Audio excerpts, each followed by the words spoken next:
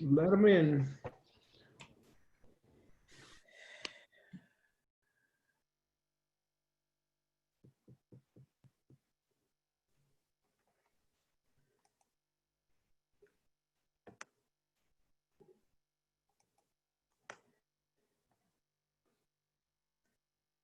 And should we say something? Yeah, we're here, y'all. Just keep coming in. There's nothing wrong with your audio. We're just waiting for everybody to get here. Welcome, welcome. Thank you for being here.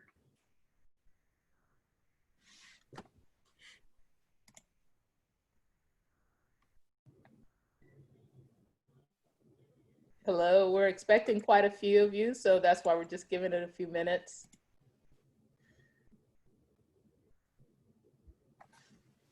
A lot of you, not just quite a few, a lot.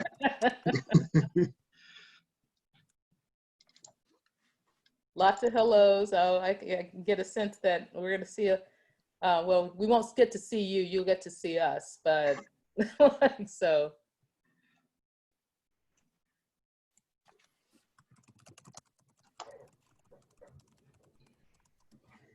I'm not sure how much wisdom we're going to share, Rhodey. We're going to share our opinions, that's for sure.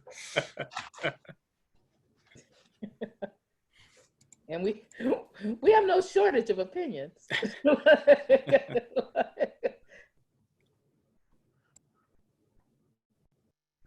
right. Oh, lots of wonderful names in here, yeah. Indeed. I was going to say, I recognize some people.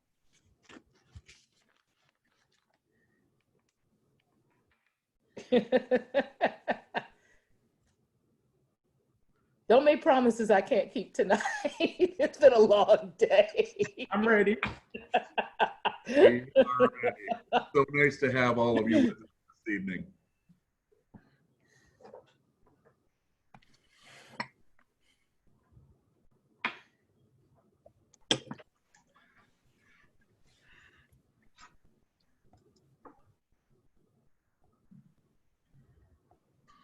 All right, let's see, what time is it? 7:02. Want to give it another minute? Just one more minute. I think, and people may still join us, but you know, I think we, in the interest of time, we want to make sure we have all of the time to, you know, tackle some important topics.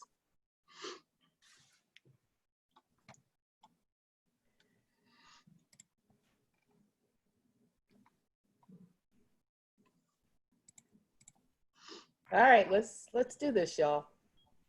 Let's do it. Where's the bourbon? I think my reputation is getting the better of me. People like it's like...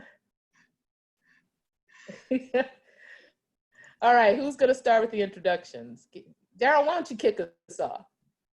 I will, and thank you so much. So I'm Darryl Jones, Senior Associate Director of Admissions at Gettysburg College. It's a pleasure to have all of you with us on this Accept panel. These are my people with whom I'm co-presenting, and we are going to drop knowledge and diamonds into your laps. Truth. Tamara. Hello, everyone. I'm Tamara Siler. I am Deputy Director of Admission with focus on access and inclusion at Rice University. Glad to be in this session with my colleagues, and this will be our fourth session. I mean, we've had some wonderful interactions up to now, but we're really looking forward to tonight as the conversation shifts, and I'll pass it off to Ralph. Good evening, all. I am Ralph Figueroa. I'm Dean of College Guidance at Albuquerque Academy here in New Mexico. Also spent 10 years on the college side before this, and I'm very excited that you are going to be here with us as we tackle some really complex issues. And you've given us so much material with your questions. We're looking forward to answering all of those and getting into them as much as we can. And glad that you're here. Derek. Hello, good evening, everyone. My name is Derek Brinkley. I am the Assistant Vice President of Undergraduate Admissions at Columbia College Chicago in Chicago, Illinois. So excited to be with you all this evening, and excited really to dive into, because, you know, like Tamara said, this is our fourth session, I guess, out of four that we've done so far. And the first three were really geared towards folks of color in the admissions field, right? And so it's exciting, I think, for us to really now talk to kind of the supervisors, talk to, you know, most of the people on this call. We know not everyone, but most people on this call are white identified colleagues. And so we're excited to speak with you all as you are managing folks of color going through the process. Jess, we'll end it with you. Thanks, Derek. Hi, everyone. I'm Jess Lord. I'm the VP and Dean of Admission and Financial Aid at Haverford College, right outside of Philadelphia. This is the first of the four sessions that I'm joining in on, and I'm feeling really grateful to have been invited. I feel a little bit like I got called up to the big leagues here, so I'm really excited to be here with this incredible group of folks, and more than excited to have a chance to participate in this conversation. So, I'll say a couple of things just to start with. So, just to kind of lay maybe some ground rules for the evening, there is a Q&A feature that you can use if you have any particular questions that you want us to address over the course of the evening. And then obviously there is the chat feature as well. And so as we go through the evening, I think, you know, we really want this conversation to truly be a conversation. We want to hear from you all in terms of your experiences. We want to be able to, again, impart wisdom and knowledge and insight into how you can best manage a diverse team as you're going through your time as a manager. If you are currently a manager, or, you know, if you are aspiring to be one, maybe some of those tips and tricks that might help kind of get to that point.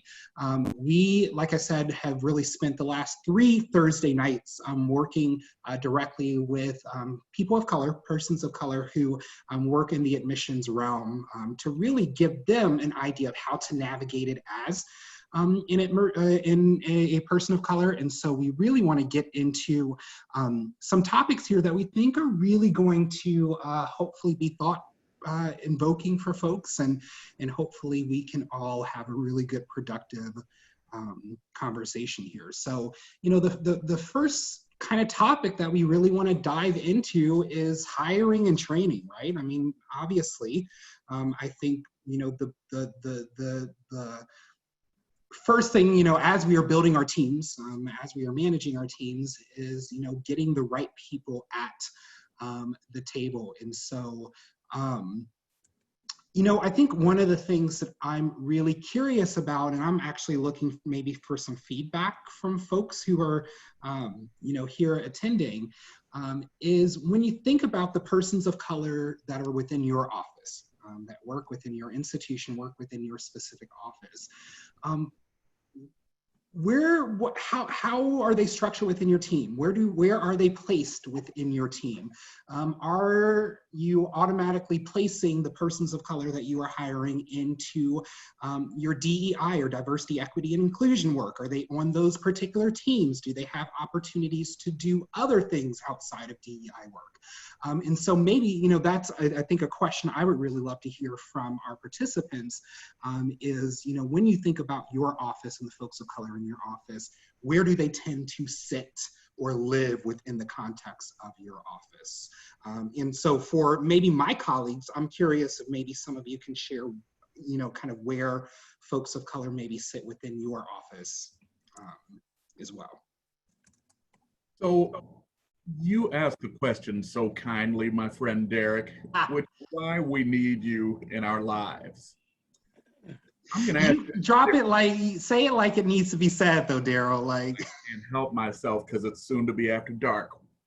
It's okay if you do that, if you're willing to drop everyone into those DEI roles. But my question is, if you do that, why do you do it? And is it because you don't trust your non-people of color to do a good job with it? Now, I'm going to tell you that Jess Lord has this amazing staff. And when we have, you know, this year it was virtual, but when we have this meeting at Haverford that has a number of different colleges and universities all talking about DEI, when his staff introduces themselves, everyone talks about the DEI work, and FYI, they don't look like me. So Jess, tell them why it's so important to have a crew doing it and not just typecast, because typecasting is old, like the apartheid recruiting that leads to me going to East Harlem, somebody else hitting up Nightingale Bamford School in New York City. And just FYI, East Harlem is East Harlem, and Nightingale Bamford is about $50,000 a year, and a private school a mere 12 blocks away. Jess, what do you think? Thanks, Darryl. It's a great setup for me. There's a lot of roads I could go down with this, but I think the starting point for me is I think it's important, and I've tried to really model this in my role, that what we're referring to as DEI work and the principle of access, the principle of the value we place on diversity has to be held up as part of the central mission of the institution and part of the central mission of our work in admissions. So when I'm training staff or talking to people, or hiring somebody, or talking to people outside the office and describing our work, I'm putting that up alongside of the notion of academic excellence in support of an academic institution. This is at the center of our reason for existence and our understanding of our mission and expression of our values. And just like everybody on staff reads applications and everybody on staff is evaluating applications, everybody on staff is centrally responsible for the elements of our mission that speak to access and support of DEI. That's the starting point right there. And if you don't trust your non-persons of color on staff to be able to do this work, that's your fault. Right? That is your responsibility as a supervisor. That is your responsibility as a leader in the office. That's training. You cannot just simply rely on the statement, this is all of our responsibilities. That's the starting point. That's the first sentence out of your mouth. But the reality is that it's our responsibility as supervisors and the more leaders in the office, more experienced folks, to take that responsibility to train people to be able to do this work. All right, then let me jump in. Then how do you do that training? How do you go about making all the people on your staff comfortable with talking about issues of equity and inclusion?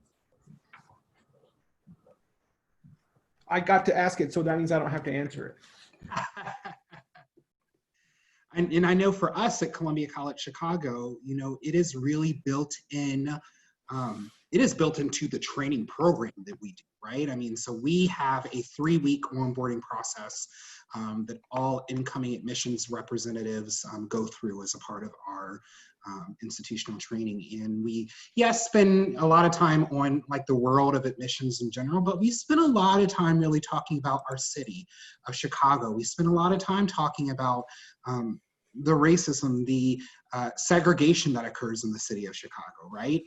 We make sure that everyone gets a chance to really, have that seat at the table and really be able to learn from the diverse staff that we have. And part of, I think, what it is for my team is the fact that we even have a diverse staff. I shared in previous sessions that, my team is roughly about 40-ish % persons of color. About 60% of my team are women. About a third of my team are members of the LGBTQIA community. And so, I think, for me, some of that has to do with hiring. And some of you on this call may not be doing the best job. And this is not to be mean, but we need to make sure that we have a diverse group of folks at the table, point blank. There are too many offices where you see 1 or 2 Black folks or folks of color that are there. And oftentimes they're not even at the table, right? They're not at the decision-making table. And so, again, I think to the point of hiring, we as an industry, white folks who are, doing the hiring, we need you to do a better job of making sure that you are intentionally looking at and looking for and hiring folks of color in your position. And that, I think, helps at least set the foundation even before the training part, right? If you don't even have a diverse team to start with, what are you doing? Yeah, and somebody asked in the pre-submitted questions, what happens when there are human resource policies that are hindering your ability to really recruit people of color to your staff? And that's a really tough one. I mean, that's something that's hard to answer, and except that you need to have a real big conversation with human resources and say, we need to change the way things are done because we need to keep up with the needs of this institution. And if those policies aren't working, we need to change the policies. And it sometimes just requires that direct confrontation and having those conversations and saying, some of these things are going to change and some of these things are going to be different. And this is why. And I think you can have the evidence to back it up why that can be useful and needful.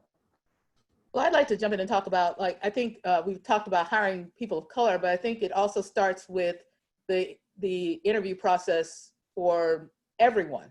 So I think when you interview people, if you don't have those conversations with them about that expectation for diversity and actually explore how comfortable they are with embracing diversity conversations. So I think, you know, and I saw that someone was saying, well, what if you're not in charge? Well, I don't know what your interview structure is at your institution, but even if you're not, I mean, yes, the human resources may be filtering out types of applications and hopefully, you know, giving you the pool that you need to actually make good choices. But in the interview process, at least the way ours is structured, you know, I'm going to have a chance to talk to them. I'm the access and inclusion person. I'm going to pose some questions to them. And if you don't have an access and inclusion person, then it becomes, I think, the manager's job to ask those questions, to set up the expectation early that DEI work is not just going to be on somebody who gets hired or somebody that's already there. All of us recruit everywhere. We don't send different people to different places. Believe it or not, actually students of color go to private schools. And so if you're not, you know, so if you're only sending, you know, your people to certain places thinking that that's where they're going to find people of color, you know, we've gone a little farther than that. So actually you're going to find them in a lot of different places, and everybody needs to be prepared to speak with them. So I think, and they need to understand that that's going to be their role. So if they don't feel comfortable with that, but you're still interested in them, then you know that that's a point of training. And I think, and that's definitely something that we see as, you know, my role as the head of access and inclusion is not for my team to do the work. It's for us to set the strategy. It's for us to sit and then to be able to communicate that to the entire staff during the training process. So that they, and that's different stages of training. Like, how do you travel? How do you interact on campus? Event planning, you know, how do the events structured so you make sure that everybody who comes to an event sees themselves, and not every parent is going to encounter just the people who look like them. I mean, like, if you're interacting with them, everybody should have that level of comfort. And then how you then creating those creating those relationships feeds directly into how you read applicants, you know, especially if you're doing a territory model.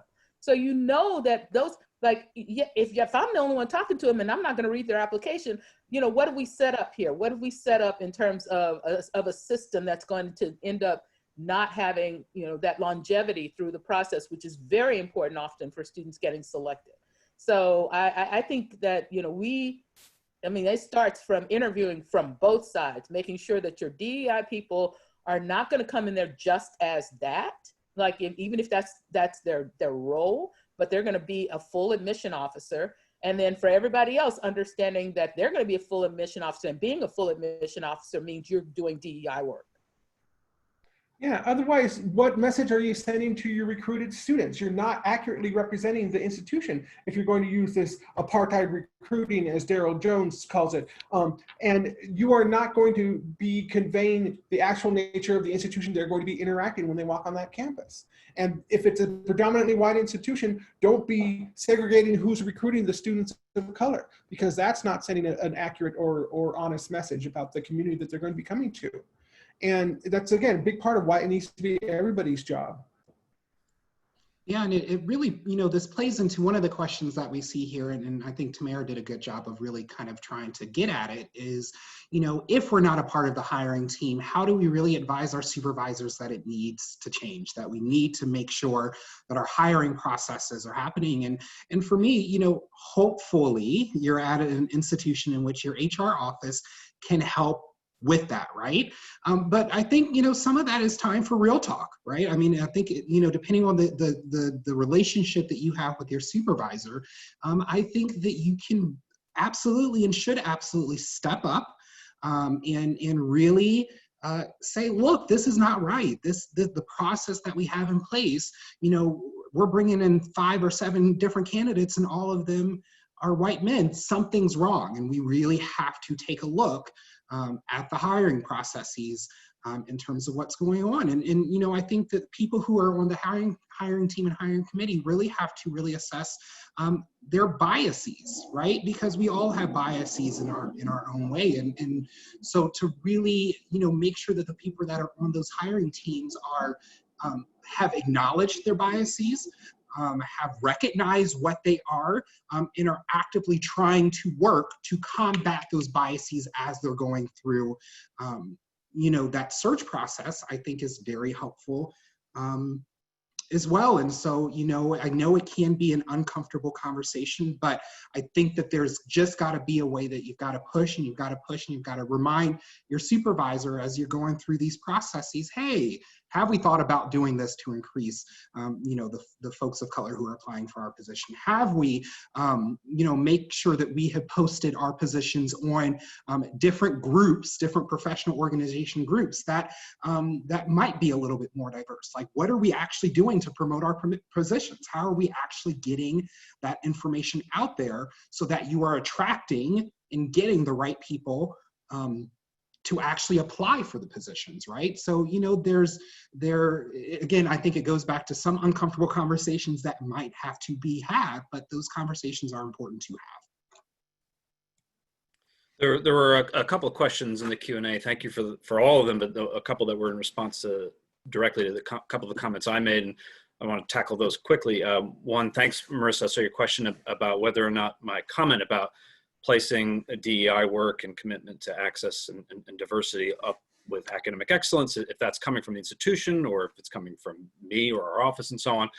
And I'm fortunate to work at a place where I think I can rightly claim that that is actually an institutional view, although not every person at the institution would say that it is up alongside of academic excellence. So there is also a degree to which I think we have a lot of power in admission as folks who get to make some decisions about how we are directing the resources of the institution. There's limits to that, and we can't do what we want, so to speak, but I think that that's a place where we have an opportunity to assert ourselves, and that's a way I've chosen to assert myself for sure. So, and Joel, I saw your question. Thank you so much asking for some examples in terms of how we are really incorporating DEI training and work for the full staff. And to some degree, my answer to that is really just making sure, and on my end, trying to take a leadership role in normalizing conversation about race and about DEI in general, that is a constant conversation. That is a lens through which we should be thinking about all of our decisions, all of our strategic conversations, all of our work, all of our training. So part of it is raising the expectation that should be a conversation we're having all the time around everything. But then it's also, again, it can't just be talk. So we've tried to do a lot of different things, anti-bias trainings. We've done summer readings specifically around, which is in large ways helping the staff to build vocabulary so that we're better able to talk with each other about these issues, as well as building knowledge around core issues and so on. And then it's coming in narrower ways when we talk about expectations, right? Expectations, for example, for travel planning are very, very explicit about how people are expected to approach DEI and relationships with schools and relationships with CBOs, and seeing that as their responsibility alongside of everybody else's. So it's happening in small ways and around expectations set, and it's happening in larger ways around office culture and conversation and the presence of those conversations. Yeah, and I just want to jump in quickly and say it's a constant conversation and a constant learning process, and nobody can be sure that they have all the answers. Darryl, you've been very polite. You need to talk. Well, I'm just breathing here, Ralph, because part of the issue is still, I mean, let's break this down a second. If your recruitment team is, again, separated by melanin level, then those same people who may be selecting your tour guides or your ambassadors or your panelists or your open house speakers or your yield day speakers will have no exposure to students of color. And then when they have, so you want to talk about an uncomfortable conversation, Derek, I saw one happen at an institution that asked me to help it with these things. But literally someone said to me, I don't know how to go to the Latin American Student Association or the Asian Student Alliance or the Black Student Union and ask for volunteers because I've never had the interaction. So how can I expect, and the word them was used next, how can I expect them to work with me if I don't have the exposure? You all know that I speak for a living, as do all of us on this panel. That day, I was silent and I was 3,000 miles from home because I could not believe that someone in an office charged with actually recruiting and selecting and enrolling the next class could literally say, but I've had no exposure with them. So what we need to get, folks, is that inclusion has to be real. And it can't be for a special occasion like an overnight or a diversity recruitment program. It has to be every day. So part of the reason we have Jess here is because he lives it and he lives out what the purpose is, not just his, but Haverford's. Now, I know that by the tone of my voice, it might sound like I'm complaining. Ralph, are you ready? We're into training, not complaining. Ralph loves that phrase. So what we're going to do now, folks, is talk to you about how to build this in to your model so that if you are a less melanated supervisor, supervising people with more melanin, you avoid pitfalls and you empower people beyond typecasting. I do want to make sure that we don't skip Brittany's question here because she posed it early, and I think if we don't want to address it now, we do need to address it because I think this idea, or this moniker, if you will, of professionalism can sometimes be used to police people of color. Certainly there is professionalism, but if you're using that term, it better mean the same thing across the board. It's like, so it better not be like, oh, well, we don't quite like the way you dress, or we don't quite like the way you communicate, or maybe you're a little of this and maybe you're a little of that. It's like, okay, we certainly understand that there's a working environment, there's a working culture, but I would say two things on that. Does your working culture reflect and is friendly to people from a variety of different life experiences and backgrounds and interests? Or are you measuring everybody against what you consider to be the dominant culture? So I think, certainly there are expectations you can have of people, and those need to be communicated early. They don't need to be things that all of a sudden, 6 months into it, you're still communicating the expectations of the position. So, I think, but again, these expectations need to be of everyone. And if you're talking about an office culture, you need to continually look at the office culture and make sure it's friendly to everyone who might be bringing their own life experiences to the table. And, if there's certain things that become, I remember when I worked in corporate America, there was this expectation that you went to lunch every day and you paid out of pocket. And it was one of those things that I'm like, is that really an expectation? It's like, what if I'm still paying off student loans? And is that the price of being able to be there? So, I think examining your culture and making sure, we do it for our institutions. We are, if we want to bring in students of diversity, I hope are your institutions not changing? in some way to accommodate people from different life experiences, backgrounds, and interests, and making sure that everybody can have the same chance at success, not only in the classroom, but outside of the classroom. Well, let's think the same thing about our offices and make sure that we're setting people up for success.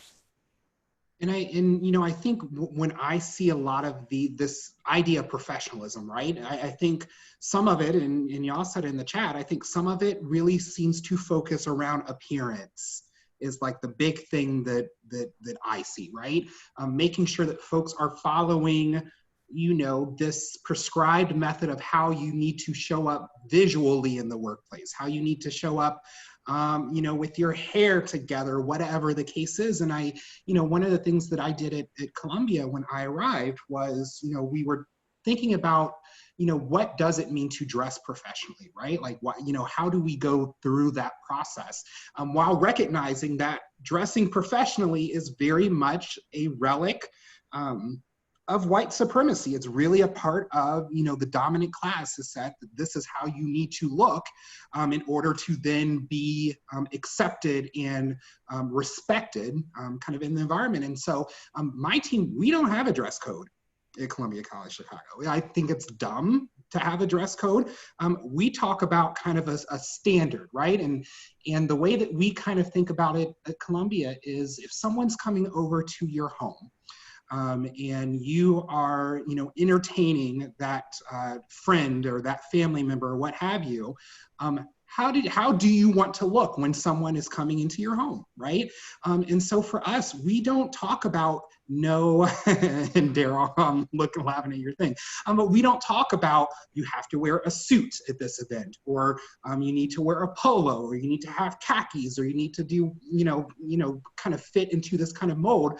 We talk about what's that balance? How can you as an individual come in and be who you are and dress how you like to dress, and also, kind of fit into the culture, right? And my colleagues have heard me say this, I'm relatively young for my position, 33, 34 years old.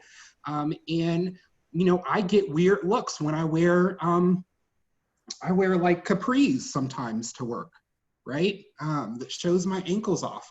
Or like you can even see here, I have one of my buttons undone. Oh no.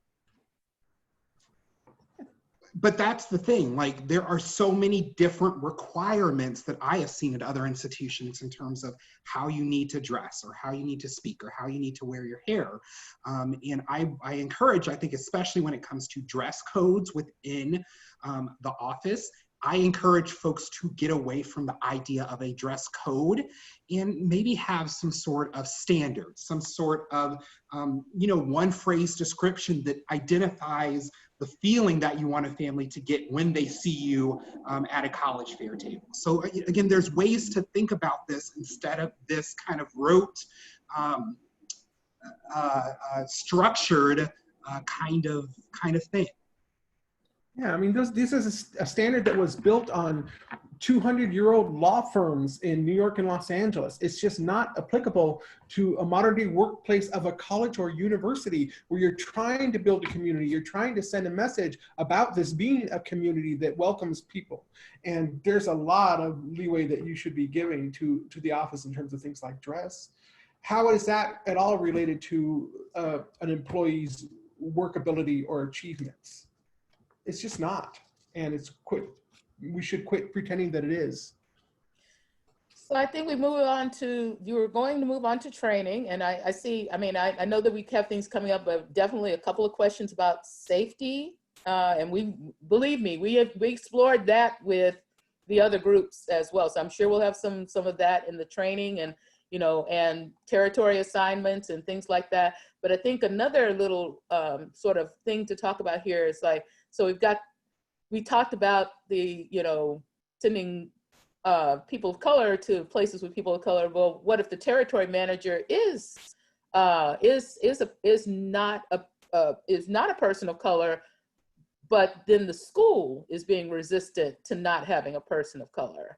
And I think that's a complex issue, and I think it's one of trust. So I'm going to let you go on there, Darryl, and start with the other part of our agenda.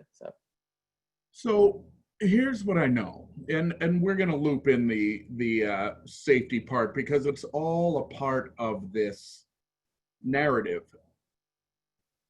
To the questioner, you might be thinking about safety on the road as it pertains to where people go. So, you know, as all of us saw the George Floyd killing, all of us who traveled to Minneapolis and have been stopped by police officers in the middle of the day in our suits saw ourselves. But now that we're virtual or easing back into offices or doing other things, it's not about physical safety solely. Now it is psychological safety. So what you have to do as a supervisor is understand that different people come at it from different angles. So I'm going to give you something that I learned when I was being trained to be a conflict negotiator, and it's called the GHOST protocol because of what the acronym stands for. The G stands for gentle. The H stands for honest. The O stands for open. The S stands for specific.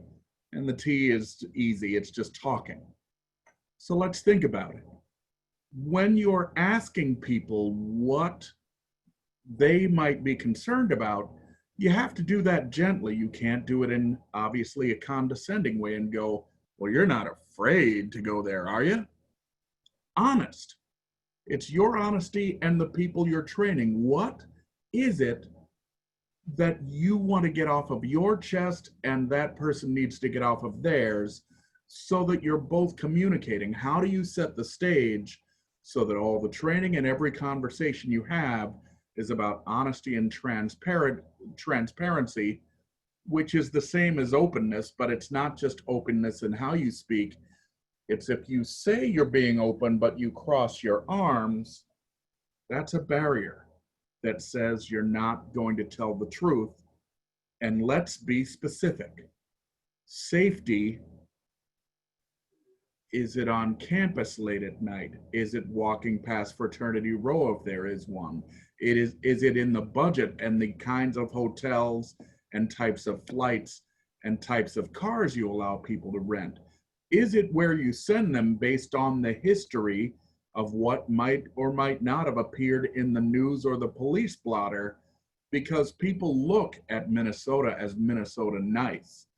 Some of us would tell you that we enjoy Minneapolis, but it's not always nice to everyone. So when you're being that specific, you can train people on the things you care about, but don't make it about your views and that person's views.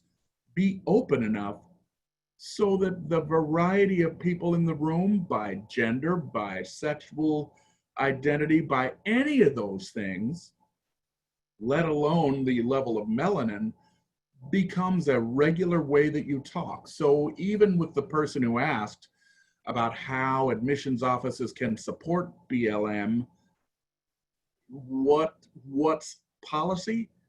Well, make it.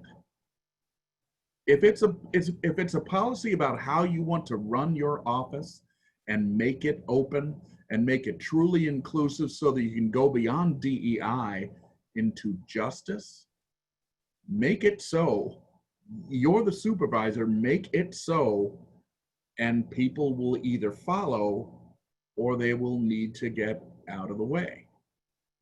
And I want to circle onto that BLM, the Black Lives Matter. Again, a lot of offices have made statements and put things out there denouncing racism, so on and so forth. Great. We love that. You know, my thing is I don't want it to appear as performative. You know, and I think a lot of us on this call would agree that we don't want that to be performative, but I think that you've got to have difficult conversations. And, you know, it goes to, you know, we've had some questions in advance, you know, I'm nervous about offending someone, or I'm really scared that I'm going to say the wrong thing. But here's the deal. If you're not putting yourself out there, and if you're not willing to have the conversation as a team, you can then never say the wrong thing. There's no learning, there's no growth that's going to come if you're not even willing to have the conversation.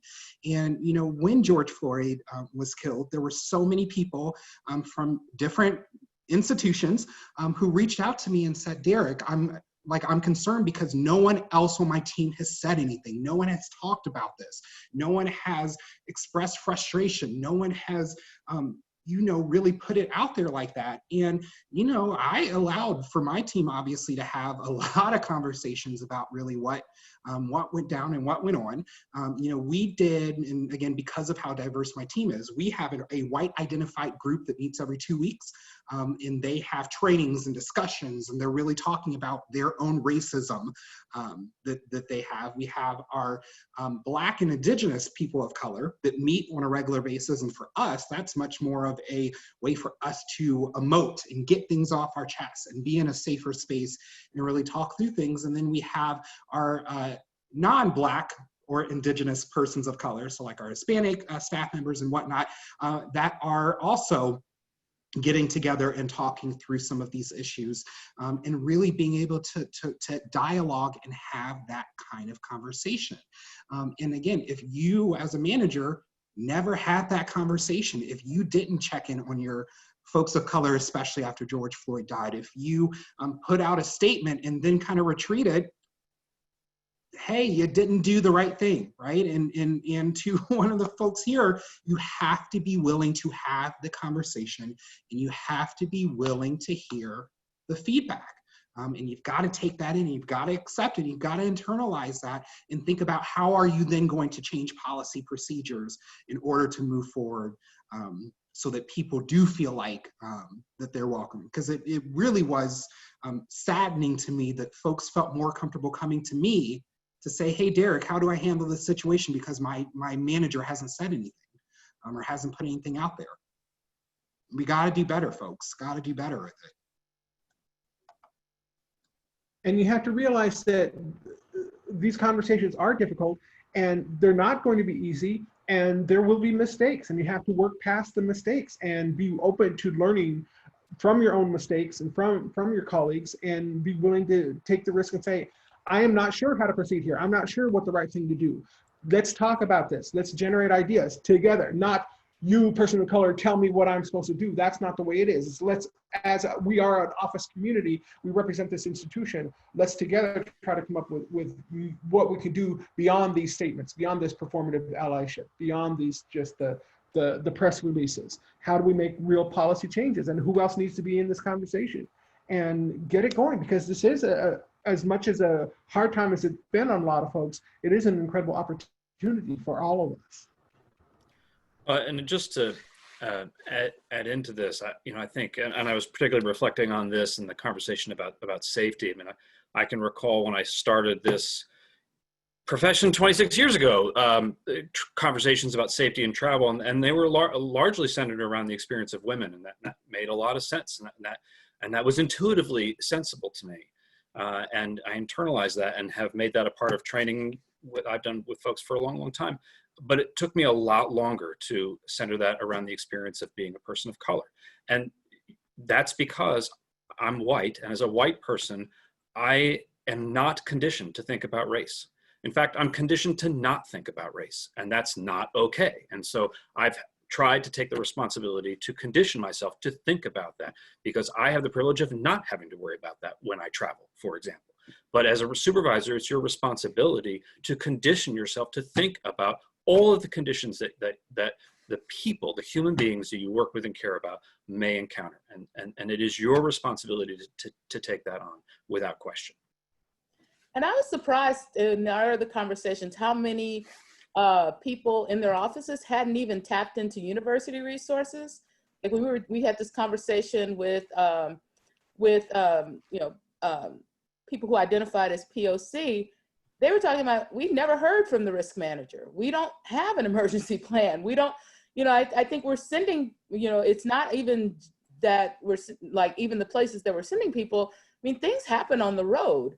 And have we equipped people to be able to have an emergency plan? Have we even talked about it? We talked about, and even, using social media, going live, and maybe just even turning on your phone.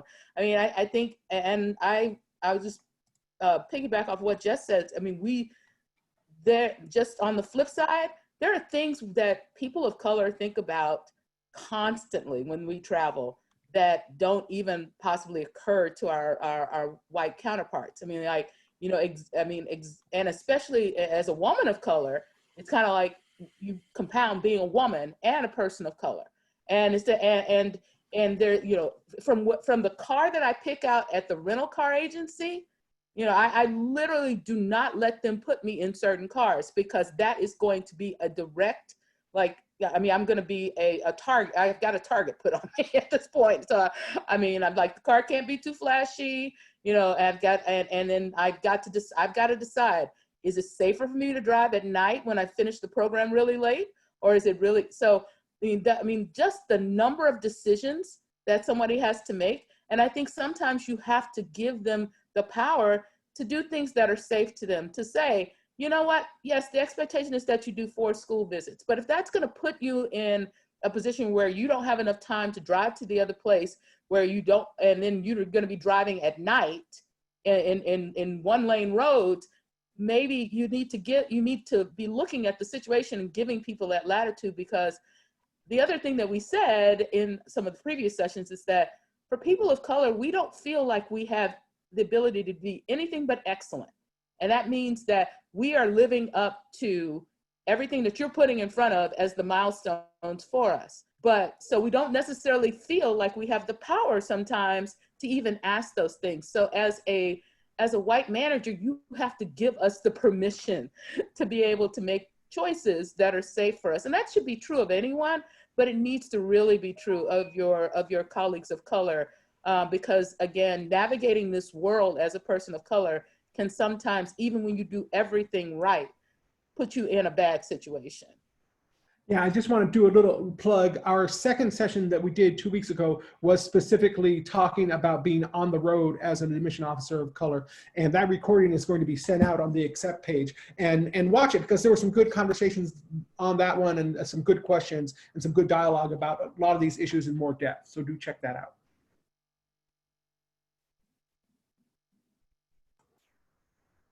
Where do we go next, Darryl? All right, where now? We were going to sort of shift to some of the things that we've covered here a little bit, but kind of trying to scroll to find it. The concerns directly from your staff, some of the things that we heard in the last sessions, some of the concerns that have been brought up, some of the things that are being brought up here in the chat and on the questions as well.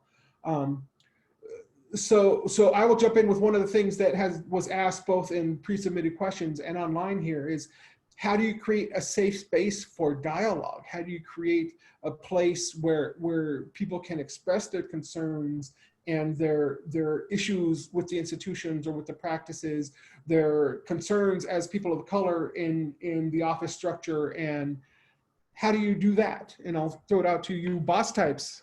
Jess, looking at you. I mean, I think, well, this is another one where there's so many different points of entry to talk about this, right? So, you know, I think that,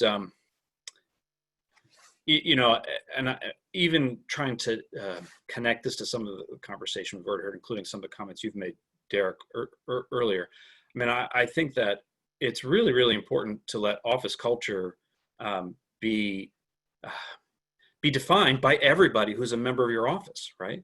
And you're sort of recognizing the power position you sit in, and we all can get power in different ways, from our position, from the length of time we've worked in a profession, from our identities, and so on. It sounds so obvious, but you know, I think there's so much about listening and about trust and about concern. And I also think about some of the comments you made, Darryl, in terms of, you know, body language and so on, and the ways that you respond to suggestion, ideas. You have to see the value in every contribution, in every comment, in every concern. And you have to take that openly, and you have to listen to that, and you have to appreciate it. And whatever your first reaction may be, you might say, that sounds a little ridiculous to me. That sounds a little bit over the top to me, or you know, stupid millennials, or whatever your reaction is going to be, or we're not even millennials anymore, right? Stupid Gen Z kids, and I don't get them anymore. That's not okay, right? Because they're telling you about their experience, and that has to be validated, and you have to honor that. And that doesn't demand a particular solution in that moment necessarily. It doesn't mean there's not ongoing conversation, but that's how you gain the trust of your staff. And that is how you create an environment that allows people and gives people the comfort. Thinking a lot about the comments you've made, Tamara, in terms of, you just said about travel, there's a lot of giving permission that we have the opportunity to do in terms of what it's appropriate and what it's okay to talk about and to express and to reflect your concern about somebody's well-being as a member of your staff. I don't know how you can ever be a good supervisor or leader in any setting if you don't care about the well-being of your staff. And if you do believe you care about the well-being of your staff, how does that actually play out in practice? And in what ways are you bringing in your own assumptions about what somebody should be comfortable with, what somebody should be okay with doing, what somebody should or shouldn't be upset about? You actually don't care about your staff. You don't care about them enough.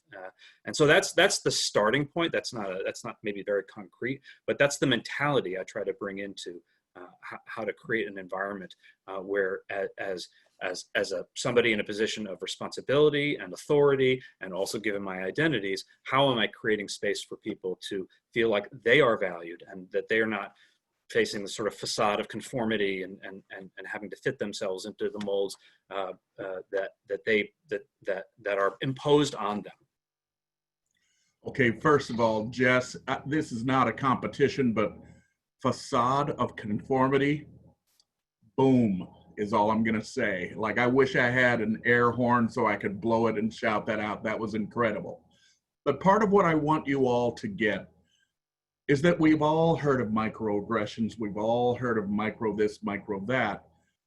But to a couple of people's points about how you raise these questions with supervisors who might be resistant, how you raise these questions with a culture that might be a culture of fear, the challenge is how we effectively deal with something that I call micro denial. You know, a person of color could come to you and say, I got a bad vibe from that alum who's wondering why we're trying to diversify this place because it was great the way it is.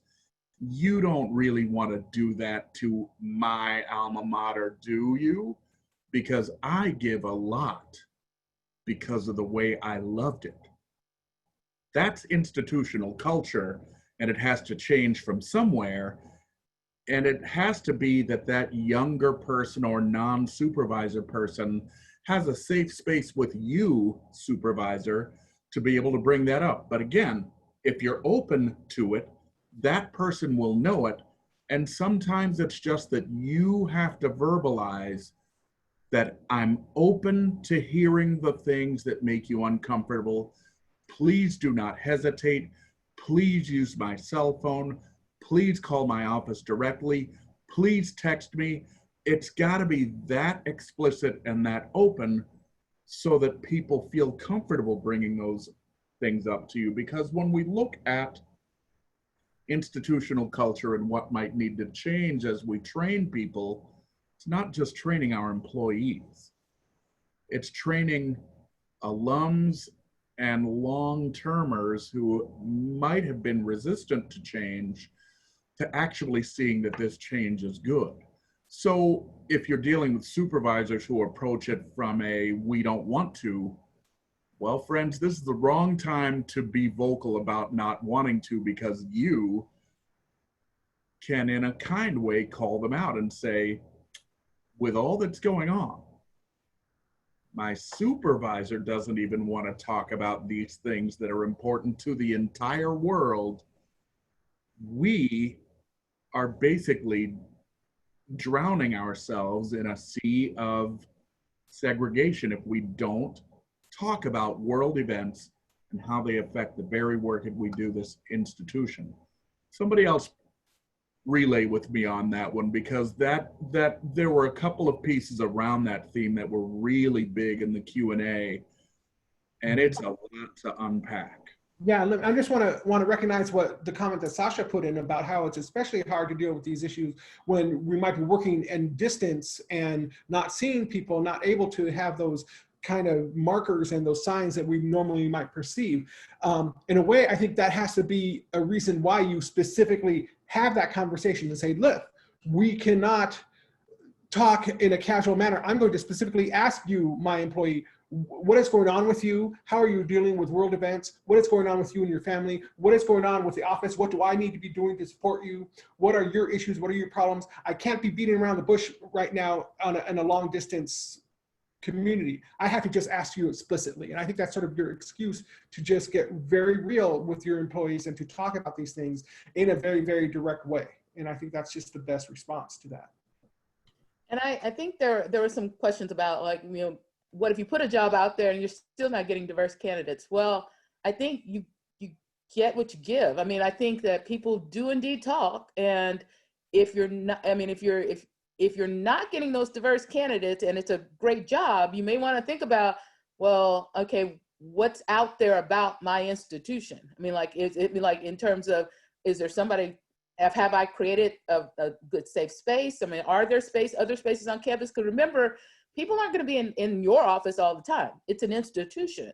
And so, I mean, there might be other offices that they have to interact with that, things have gotten around. It's like, so about, and I'm not saying that, but I think, if you're creating, and on the flip side, if you start to create those spaces where people feel valued, people feel heard, people feel supported, people feel that, there's growth opportunities for them that go beyond just, the niche that they've been put in by virtue of the color of their skin. When they start to feel those things, they share that information, and they will want to say, oh no, this may not look like a more diverse office, but because not every office that looks diverse is supportive, and not every office that does not look diverse is not supportive. So I think it's making sure that you're creating an atmosphere that generates conversation to draw people to that atmosphere. And I'll also say, if these are that hard with the staff members who want to be there to work, how much harder is this going to be with students in terms of, like, our students, our students of color are bringing a significant amount of trauma. Well, I think students in general, because this has not been the year that they planned. It's like, but I think you compound that with students of color who are dealing, and then you put more identities on top of that. I'm a person of color who is low income, who is LGBTQ, who is this. So you put all those identities together. There are students that have dealt with things, and that we just can't even imagine at this point, just to keep their families alive and still try to go to school. And so, and so if we can't do this successfully in our own offices, how do we expect to do this as an institution? And I think that there is something in terms of building that culture. For me, I think what has worked really well for me in my roles has been vulnerability. There is a vulnerability to being a leader in an office. I think there should be, there's not always a vulnerability of being the leader in the office. There should be a vulnerability in, like, I am very, very, very open with my team about what's going on in my life. I am very open and pointed about asking them what's going on in their life. I'm lucky enough that my team's been working from home for about 2 to 3 days a week for the last 3 years. And it's just the culture that I decided to create for my team. And so, every Monday we have a question of the week that we put out on our internal message board that we have. And sometimes it's fun, silly things that we'll put out there on the question of the week to have people engage. Sometimes it's more serious conversations that we're also having in that manner. I think that sometimes I have seen leaders in the past and people that have been my own supervisor in the past who have in some ways kind of this wall up. They, it's very much about, I'm the leader, I'm the person in charge, this is how it is, this is the way that it needs to go. And people don't respond to that really well, whether you're a person of color or not, right? I think that people want to be in spaces in which that they feel supported and they feel like they have people who understand what it is that they're going through, and to simply just acknowledge what it is that your team members are going through can be a very simple but powerful thing to at least let them know that you care and that you, want to be there for them, and that you're trying to respond to their needs and their concerns and what's going on. And so, you have to, as a leader, I think you've got to be vulnerable. You've got to really open yourself up. And, I say it in my meetings all the time with my staff, please push back on me about X, Y, and Z, right? I mean, we had a meeting last week where it was last Wednesday, and most of the team was crying. I mean, we had a very cathartic moment. I'm bawling my eyes out about the pressures that I'm feeling and worried about the staff. And I think they want to know that you're a human being and that you're a real individual and a real person. And if you don't do that, if you're not building that that trust, that vulnerability, it's definitely not a team that I want to be a part of. I want to be a part of that team that is having these tougher conversations and doing it with respect towards each other. But to train others, we have to train ourselves. So when I work with track and field athletes, martial artists, others, I use a phrase called kinesthetic awareness, which is knowing what you're doing physically at all times. So Derek, you brought up such an important point. If you say, I'm open, come talk to me, etc. But when people come into your office, your body is turned away toward your computer and you never look up. Or you give people the, give me 5, I'm trying to think of something. Or you give the, could we do this later? I'm not busy with anything. There's got to be a follow-up that says, this is important enough that I want to spend the time talking to you. So we have to be willing to say, can we go grab coffee? Or would you like to come to my house if that's a comfort zone? Or do you want to take a walk off campus and talk about this? So it's, again, your words and your actions have to match. And we all know in the field of communication, 60% or more of our face-to-face messages are body language. We're losing that now because we're just this. 30% or so is in your tone. So a small percentage is in the words we speak.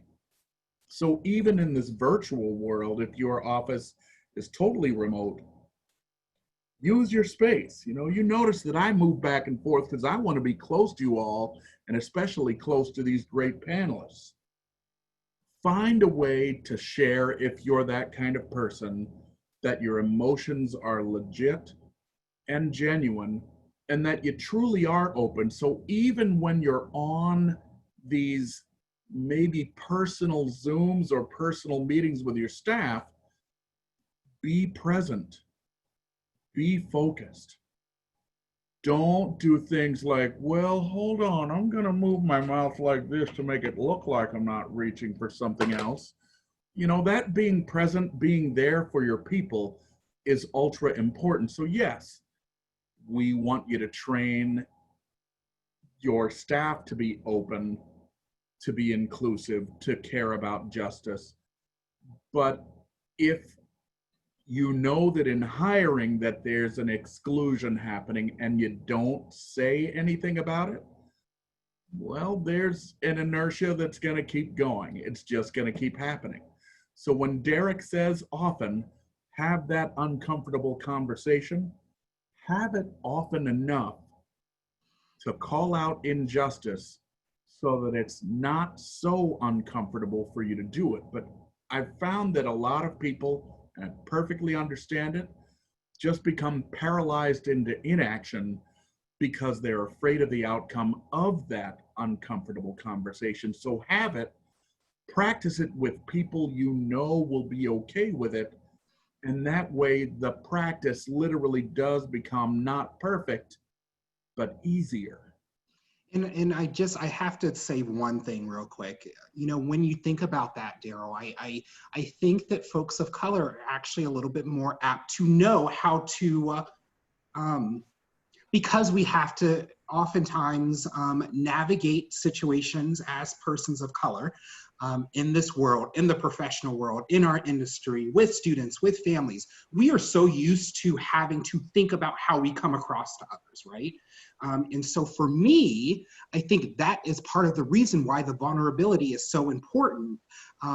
and the way in which that I come across to folks is so important to me, because I've had to learn that in order to survive, right? And a lot of white folks don't have to do that, to be honest with you. You can come across any way that you want, and people are either still gonna listen to you, they're still gonna pay attention to you, they're still gonna, you know, relate to what it is that you're doing. And so I feel like that has been a mechanism that we as folks of color have had to use in many ways.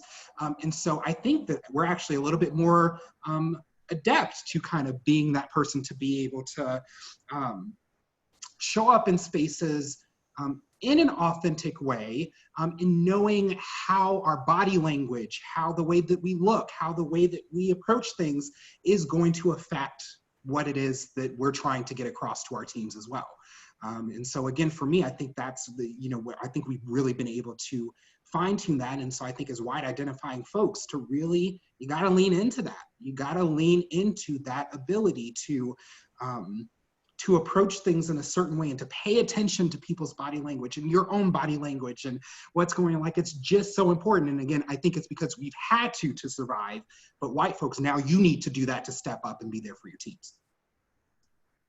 I do want to make sure there's a couple of ideas that we still want to make sure we get around to. One of them is this, because I think it's a question that has two sides, like the territory manager thing, like, you know, being able to send a white territory manager in a predominantly POC environment. And then the flip side, because it happens both sides, and I can tell you probably happens more the other way, that you have a predominantly white school who doesn't feel like the person that's been assigned to them has enough gravitas, if you will, to be able to present to their students. And so, and so this is, you know, I know that on the high school side, I'm really proud when I see a high school that says, no, this isn't going to happen this way. And I think, you know, and I think on the college side, I think on the college side, it may be a little bit more complex, because I think sometimes that's, at least from the counselor of color, there's history there. There's something there. And so you may have to earn their trust. I'm not saying it's fair. I am saying that because our institutions sometimes do not send the best people, representatives into the world for them, or that the results that they've gotten from the institution do not reflect the commitment to diversity that you may be putting forth in terms of your ideas, maybe the work that has to be done between you and the counselor is the most important work before you get to be with the students. But I'd like maybe Jess to kind of talk about that, because I assume that in your environment, you are sending you know, a variety of people into different environments. Yeah, absolutely. I mean, I think our first principle is trying to make sure everyone on staff is experiencing as close to possible the fullness of our applicant pool and of our community, right? So for example, our territory assignments are really mapped out with the idea that people are going to have a wide range of territories, some large cities, some areas where we don't see a lot of students from, some territories where everybody's heard of Haverford, some territories where people have never heard from Haverford. And there's only 8 of us, so that's not very many people to carve up the whole country and the whole world. So across that, you know, the expectation for everybody then fundamentally ends up being the same, right? You need to learn about all of your territories and all of your areas. That, if anything, the guiding principle is, you know, where people have personal connections, where they grew up, where they'd like to go, but also then really pushing people to think about where would you like to learn about, what parts of the country would you like to experience, and letting them play a role in setting that, determining where they go, and really encouraging people. This is just as a parallel example. You know, I've done a lot of work with international admission, and most places, and even most of my time at Haverford, that was really compartmentalized. All right, and there's just a couple people, and the reality is that everybody else was kind of afraid of international admission. It's too hard. It's too complex. I don't understand A levels and whatnot, and that's ridiculous. And that's a little more of a pedestrian example. But you know, really that's been our guiding principle is okay, these are your territories. Now let's look at this territory, right? Like let's look at the state of Illinois, and let's look at how you know how we're going to construct outreach and what organizations and what schools we're going to connect with, and the approach is the same for everybody on staff as a result, and the expectation is the same for everybody on staff. So this whole idea of expecting, elevating, training to be better, wider communicators is part of what we have to do to make everybody good at the work that you expect to have happen. When you support things by budget, by training, and by, again, letting people know that inclusion is what we're going to do, it's not negotiable. It's not, well, you don't feel comfortable, so okay, I'll leave you out of it. It is an expectation that if you are uncomfortable with it, Jess doesn't make it a, well, then we won't have you do it. Jess makes it a, this is a great opportunity for you to learn how. So as a supervisor, you can get people to move. It's, you know, working in an admission office is a privilege, not a birthright. So that means you have to treat it as such because people are getting paid to do it. You know, I'll flip it over to the high school side because I know a couple of the people are in the audience for which we do a lot of speaking. But as an example, when you look at people who are high school counselors, especially at some of the Tony private schools in Brooklyn and Manhattan, well, they're not saying, hey, look, I'll invite you to speak to the Black Student Union or the diversity group at my school. Yeah, I'm talking about you, Carolyn Middleton. Carolyn invites me to speak to the junior class, not for any reason other than Carolyn cares about inclusion and lives that way. So it's all of this, yes, I'm comfortable coming to talk to your various diversity groups, no matter what they are, and that includes gay, straight alliances and other things. But when you say, I'm not just having you for this, but I'm having you to speak to the greater whole, then your actions are inclusive as well. You know, and I will let you in on a little story. My mother, while she was working, was pretty much a social justice warrior, was asked to speak at a lot of different things all over the place. And after a while, she just said, well, you didn't want me in June, so why do you want me in February? And she literally would speak these words, I'm not being Black for you this month. So understand if you are supervising people of color. I know, Derek, I just said that, but that was my mother. Can I use that one? Is that, yeah. Is it trademarked or? The Darryl's mother's gene. But if you get what Jess is saying, it's elevating everyone's game if everyone has to have this wide range of communication to people that are different from you. So I don't know what to say other than just make it happen. Well, and I think there was at least one question about training and who does it. And I would say who doesn't. I mean, in terms of, you know, I mean, training comes from in your office. It may come from the institution as a whole. I mean, I think you need to tap into those resources. Sometimes training comes from the students that you've recruited previously.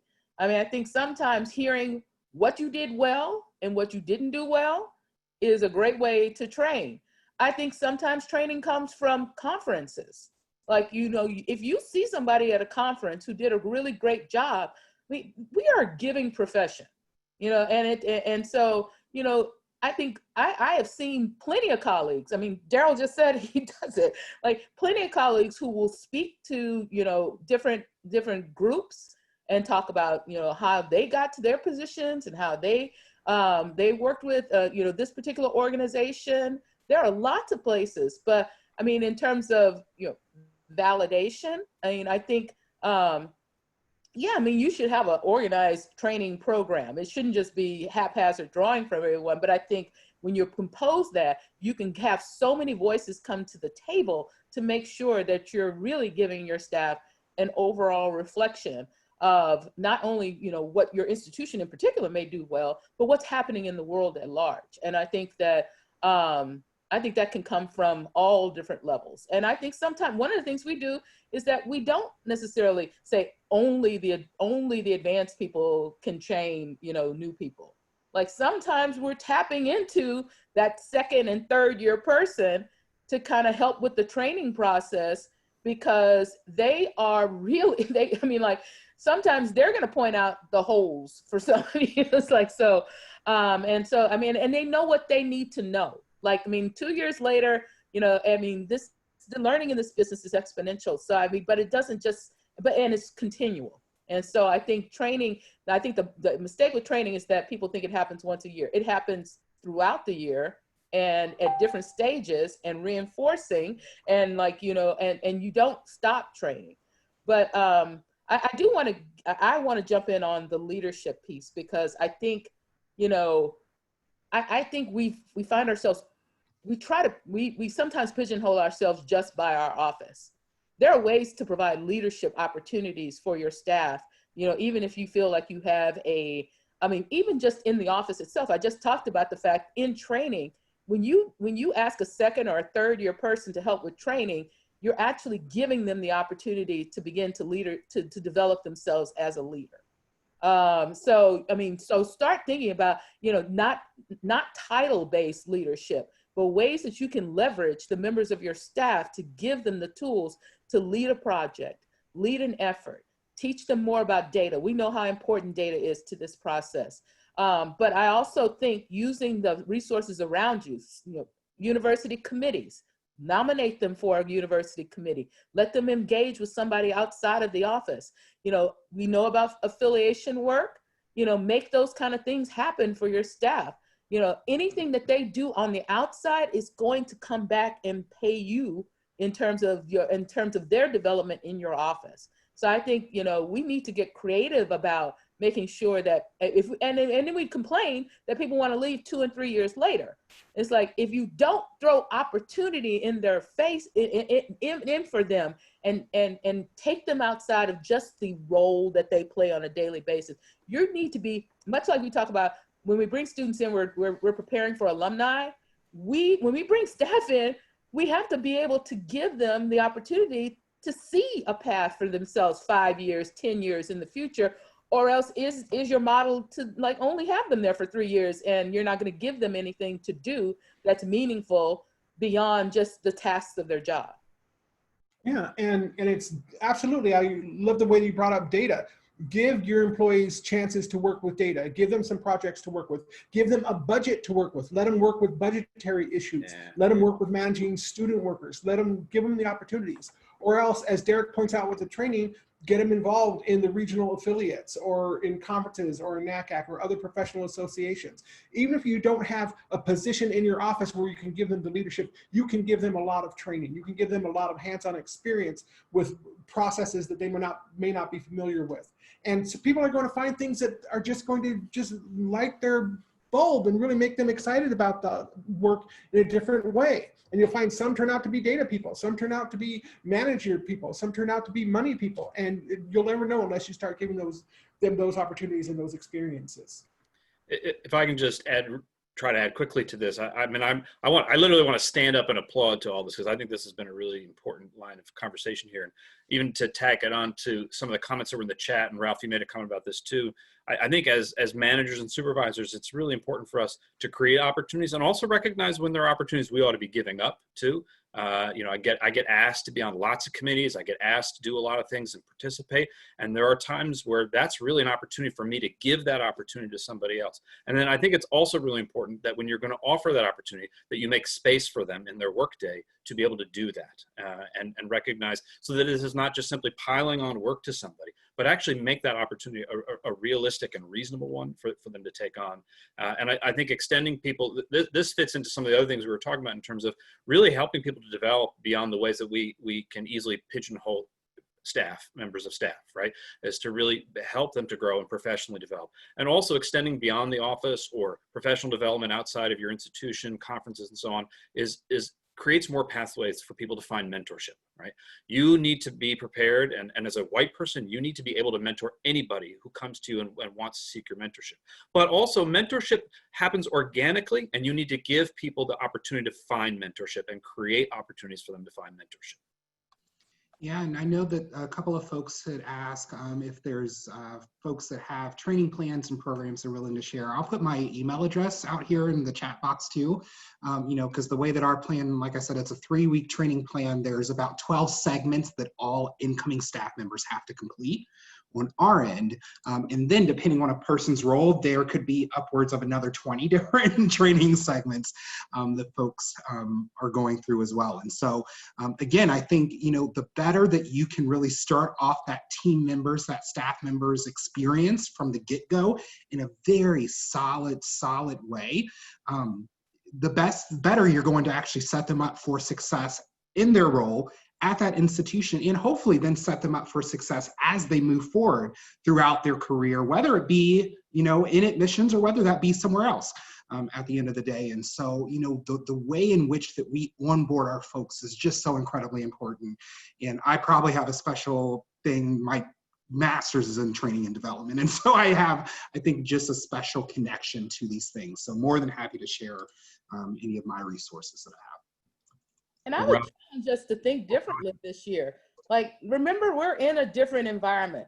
Like, let's shake ourselves out of the traditional. I think a lot of us are still thinking, in our in-person mode. Like, we're not going anywhere for the most part. So, it's like, so use this as an opportunity to perhaps think about how training integrates itself throughout, so it doesn't become this block of training, which sometimes can also not be fully, but let's think about how we can integrate training and throughout the season, and maybe break up some of that Zoom work into, maybe we still Zooming, but different things to Zoom about. But I do think that this is the opportunity to do the things, and to dig deep into training this year, because again, you're going to recoup some time with staff face to face that you probably haven't had, that you had to pull people off the road. Well, let's be innovative. Like, this is the year to do, and I think that training is going to be important in this year to provide those spaces for really talking about, I think, what's going to be a very different admission year, and we're going to be looking at some really different situations, whether that be from the high school side or the college side. How are you going to promote your students to colleges, and then colleges, how are you going to take all this information and maybe some information that you're used to having and that's not going to be there? How are you going to make sure that your staff is ready for what they need to receive and the decisions that they're going to have to make? Leverage your time, folks. Tamara, I think about a time that we were speaking somewhere in New York. We went to LaGuardia because you were flying to somewhere to do another one. I was flying to somewhere. We don't have to do that now.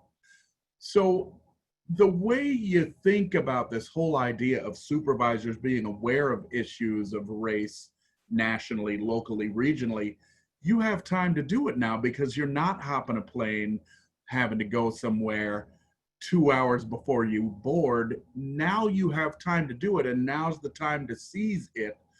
And whether you are training people for now or for something they might do later, remember that they can be the best professionals even if you only have them for a year. So Ralph, this one's for you. Don't complain, train to retain. I'll say it again for the people in the back. Don't complain, train to retain.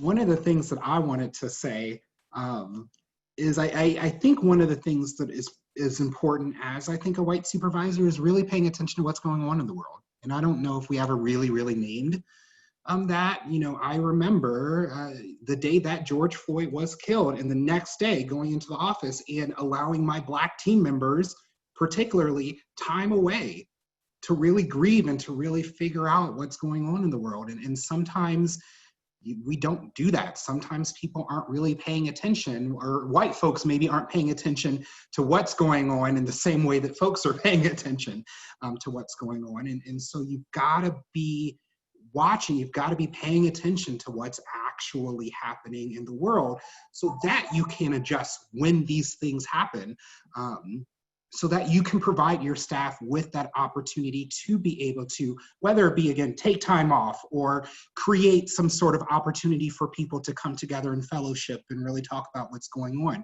Those kind of things will show your staff also that you care and that you're paying attention. It shouldn't have to come from your staff members of color. They shouldn't have to raise their hand and say, do you know what happened last week in the news?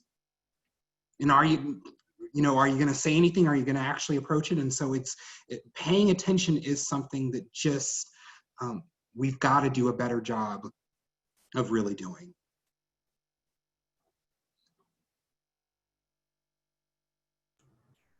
Derek, that was so good, but think about it. But for real. we have time to do these things, so let's just think about this. If you want to know what's happening in the world and how the institution should handle it, as I put in the chat, we are the primary eyes and ears to that external world, to what's going on in communities, to what communities care about, what they're fired up about, what they feel. But you need to push the communication of what's happening rather than just keeping it within your office. So the advice you've heard from my team here that has said, put your younger people onto committees outside of the office, allow their voices to be heard, but also, as you're doing that, reinforce their credibility. Then you are helping people to grow. Then you are creating professionals that have power, voice, strength, and confidence. And that is how you retain people. And then after that, push the structures that lead to promotions, growth, and change. Think about it. You're a supervisor for a reason. Use your platform. And if you're doing that, for those of you who want to be bringing new people in, it's going to bring, I was about to use probably something inappropriate. It'll bring all the people to the yard. So I mean, like when you start to create that kind of environment, you're going to create some buzz. I mean, and when people leave, they're bringing your brand out into the world. And so even if they're working for another institution, people will know where they came from. And that will actually then hopefully provide that pipeline to you to replace those people when they go on to those positions of leadership that you may not be able to offer, but you prepared them for it. And that's amazing. So we've got 3 minutes. So I just said my final statement. Anybody else want to throw some final statements out there? Just as always, I want to thank you folks for being here and spending this time with us. And just remember, we don't expect it to be perfect. We don't expect you to do this without making mistakes. That's okay. Just have to be open to learning from your mistakes and open with the dialogue and take advantage of this strange new world you're working in to circle back and touch base with folks as directly and as bluntly as you need to. Say, we need to touch base and figure out what's going on with you and how I can support you, what I need to do for you to help you along in this place. What do I want to say to wrap up? It was a great conversation. I hope that you all really had, got something out of what it was that we really had to share. I put them in the chat box, and I'm glad to see some of the responses here because, one of the things that we were thinking about was there's a lot. There really is a lot that we could cover. And if it makes sense for us here, in the next few weeks, the next month, next couple of months, to put together another session or two to really maybe dive into a little bit more in terms of what you all are really wanting to hear more about. I think that our team is excited to do something like that. I don't want to speak for everybody, but I think that we would really be willing to put some more sessions together, particularly for white bosses to really kind of talk through some of those challenges that that you all are having. And I'd be interested in trying to do it, maybe in a slightly different format because I would love to see your faces. I would love to be able to allow you to turn your mics on and for us to really talk through some of this. So, keep on doing the good work, do as much as you can to really uplift your folks of color, allow them to have a voice at the table, go out specifically and ask for their opinions about your publications, about your communications, make sure that they are joining different professional organizations and getting involved in committee work.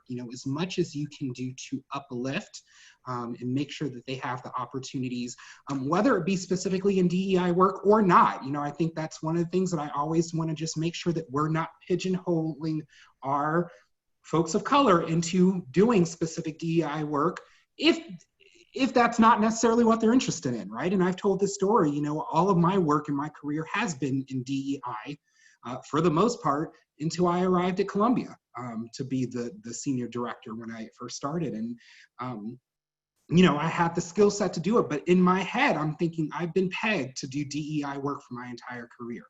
So in my head, I'm thinking, am I worth it? Am I worthy? Do I have the skill set? Can I actually do and be the leader of an entire office? And I can, and I have, and I've proven that. And so give your folks the opportunity to grow and to do the good work. Take us out, Jess. This has been an amazing hour and a half for me. I'm feeling so uplifted by all the comments in the chat, but I would do this any day, every day, because this has been really uplifting for me. But just really thinking, I was really struck by a lot of the comments, and I was so appreciative of everybody, all you attendees, participants, willingness to put some of yourselves out there too in your comments and your registrations, and a lot of anxiety and concern and so on. And my colleagues here have made a lot of really important comments about that. And I'll just say from my perspective, you just have to accept the reality that you're going to make mistakes. I make mistakes all the time. I make mistakes every day. And I think this is another facet of the vulnerability Darryl was so clear and wonderful about. And you have to jump into that because it's not about mistakes. And it's actually about values. It's about integrity. It's about what matters, why we do the work we do, how we're walking this earth, right? That's really what it's about. And you just have to jump into it. And so really been really happy to be a small part of that today. Thank you all for being here. Yes, thank you. And I think we just committed ourselves to another session. So we'll see y'all soon. See y'all in a few weeks. Bye. Bye, everyone. Take care.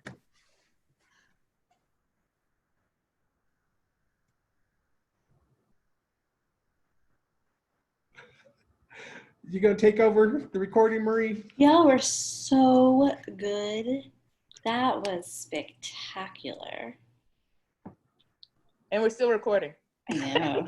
And there are still 30 people watching as I tell people how fucking great you guys were. It was fun. It's fun. Oh, it's fun. Cheers you with my sparkling water. Yeah. You don't even know that I used my back scratcher to scratch my ankle while I was yeah. Nice. Telescoping back scratcher. Those things are key. So, Jess, we hope you're on board for the next one as well. Yes, absolutely. If you'll have me again, I'm there every time. Thank you. Alrighty.